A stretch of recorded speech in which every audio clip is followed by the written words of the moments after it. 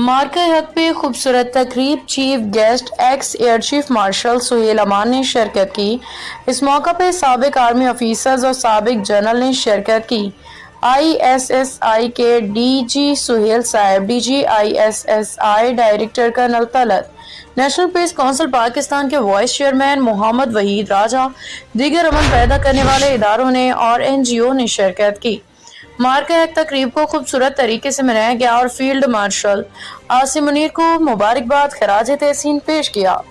तमाम फौजी अस्करी इदारों को मुबारकबाद खराज तहसीन पेश करते हुए मौजूदा एयर चीफ को भी खराज तहसीन पेश किया।